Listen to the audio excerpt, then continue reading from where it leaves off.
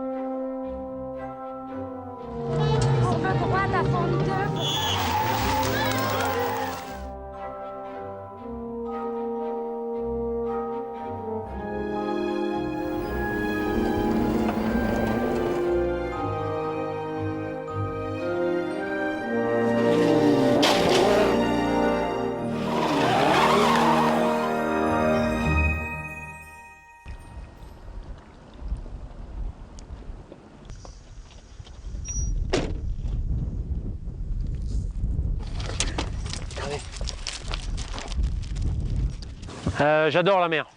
C'est vrai que je suis quelqu'un du Midi, comme tout le monde le sait. Mais en fait, c'est un besoin. J'ai besoin de la mer, j'habite à côté. Souvent, même l'hiver, je viens me faire un tour avec les chiens parce que j'ai besoin de voir la mer. Et les choses essentielles, c'est la famille avant tout, comme on a pu le voir. J'ai ma femme qui m'a beaucoup aidé à mes débuts, qui a été ma coéquipière. Donc, ma fille qui en a peut-être certainement souffert. Donc la famille, c'est l'essentiel. Et maintenant, c'est plus facile pour moi depuis que j'ai arrêté de courir. Il fait des rallyes et puis moi j'aime ça. C'était fantastique parce que un couple, avoir la même passion, je crois que ça y fait beaucoup. Et c'est peut-être pour ça qu'on est mariés depuis 22 ans. Ben, je suis fière parce que c'est mon père. Puis des fois quand même j'ai peur, c'est normal. Mais sinon, ben, j'attends les résultats. C'est au bout du jardin, dans ce garage, que tout a commencé pour la famille Oreille. Il représente beaucoup d'années, beaucoup de travail. Il faut savoir qu'au début, je n'avais pas beaucoup d'argent, donc j'étais maçon. Donc dans la journée, je travaillais pour gagner ma vie. Et puis le soir, je préparais mes voitures. Et après, avec Sylvie, on partait le week-end disputer les rallyes. Et c'est à la fin des années 70, sur cette fameuse Rallye 2, que Alain et Sylvie commencent à se faire remarquer en écumant les rallyes du sud de la France. C'est à cette époque que naîtra cette amitié entre Alain et Yves Loubet, qui court lui sur une cadette du Simon Racing. La Rallye 2 devient Rallye 3 à la fin de l'année 1979. Au début des années 80, le couple Oreille passe à la cadette GTE. Il remporte le trophée Opel en 1983. L'année suivante, c'est les débuts de la Renault 11 Turbo. Il termine second du trophée Renault avant d'attaquer le Monte-Carlo 85. Je suis très content aussi parce qu'au début, on se moquait un peu de la 11 et on a passé toute l'année dernière à la mettre au point et tout. Et là, je pense que autant la voiture que moi, on est bien récompensé. Tandis qu'Harry Vatanen file vers la victoire, la famille Oreille remporte le Groupe N avant de récidiver un an plus tard, mais en Groupe A.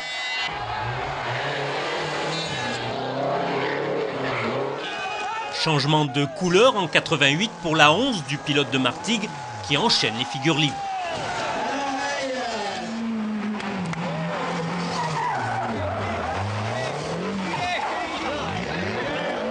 Grâce aux spectateurs qui remettent la voiture sur la route, le pilote de Martigues, associé à Jean-Marc Andrier, termine ce Monte-Carlo à la 4e place du scratch. Durant 3 années, la Renault 11 Turbo sillonne les routes des rallyes et la famille Oreille termine 3 fois 3e du championnat de France.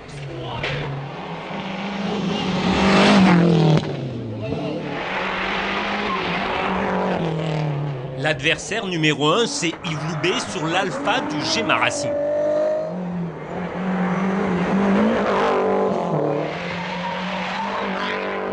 La saison 1987 sonne la fin des groupes B et l'avènement des groupes A. La première épreuve, c'est les Garrigues à Nîmes qui comptent également pour le championnat d'Europe. Le couple Oreille peut jouer la victoire. Les adversaires sont nombreux, Didier Auriol étrenne la nouvelle Ford Sierra et Bernard Béguin fait débuter la BMW M3 de chez ProDrive. Mais Alain Oreille signe des scratchs et passe à travers les embûches. Son dernier adversaire est le régional Jean-François Mourgue sur une Mercedes. Les Lanciens de Sniers, Serrato et Loubet se sont inclinés.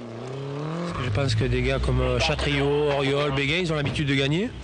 Et disons que Yves et moi, on court après ça depuis très longtemps. Bon, là, on savait qu'on avait peut-être la chance de gagner. Bon, Yves n'a pas eu de chance et je le regrette. Et là, je me trouve en tête et je crois que je vais écouter tous les bruits de la voiture.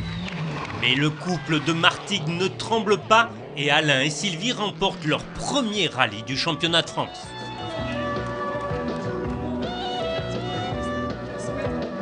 Pour l'année 88, Renault engage la R5 GT Turbo pour les oreilles et une 21 Turbo pour Bugalski et Giraudet. Les deux voitures vont se partager les victoires de groupe.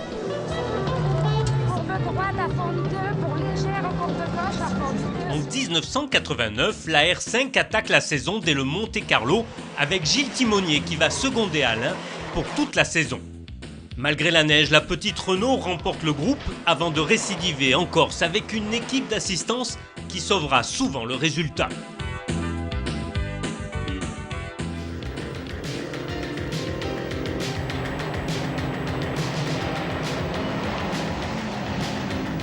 C'était une première sur la terre du championnat du monde pour Alain Oreille. Sa seule escapade sur ce genre de terrain avait été un rallye des 1000 pistes en 84.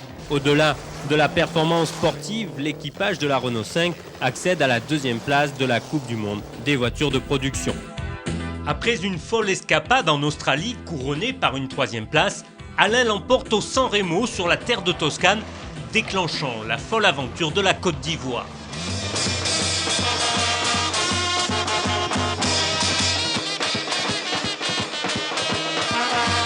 C'est pas un rallye traditionnel, c'est-à-dire la performance pure ne compte absolument pas, parce qu'il faut aller très doucement. Ça c'est sûr et certain, et on fera les comptes à l'arrivée. Il ne faut surtout pas regarder le classement en milieu de rallye, parce que ça risque de tout fausser, il faut faire les comptes en plein rallye.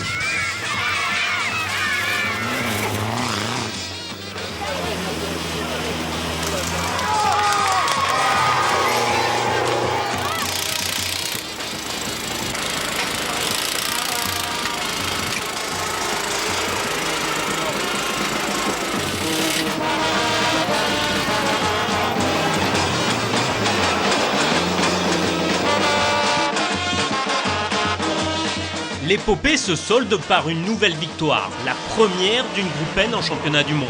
Alain Oreille remporte alors la Coupe du Monde des voitures de production.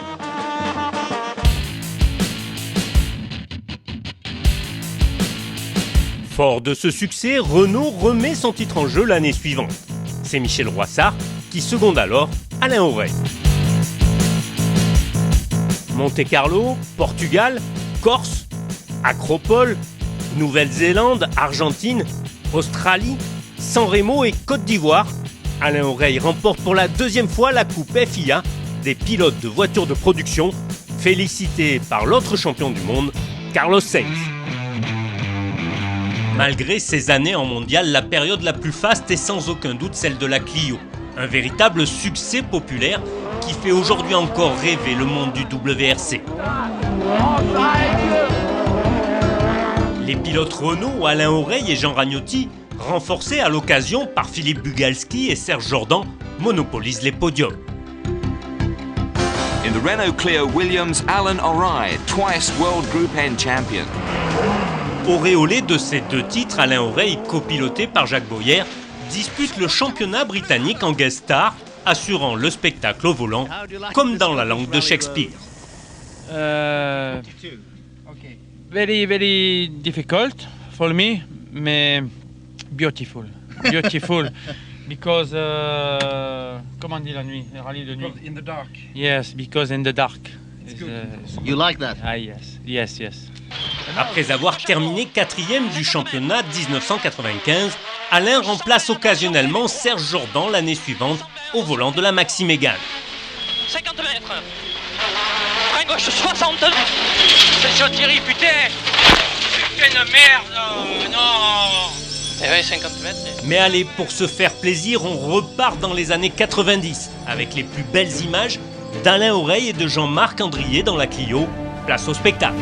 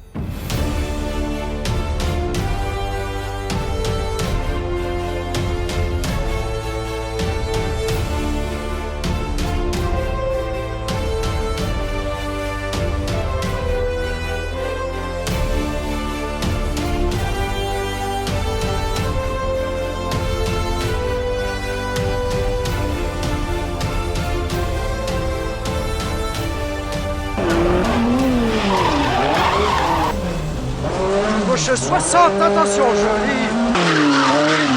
Spécial Dôme. 50 mètres. Droite gauche à fond, sur un 45 plus s'ouvre.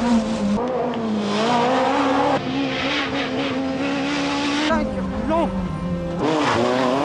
En plus. Bien joué, 80 mètres, droite à fond, long. Et ferme proche, gauche à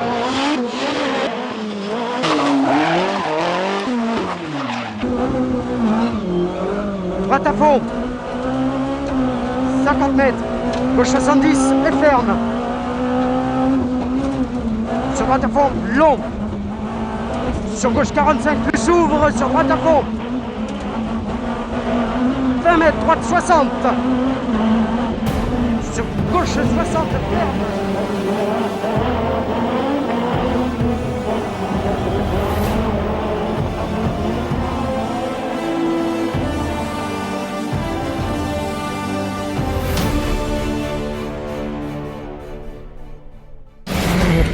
Votre programme vous a été présenté par MyGT2i, l'appli des passionnés de sport automobile.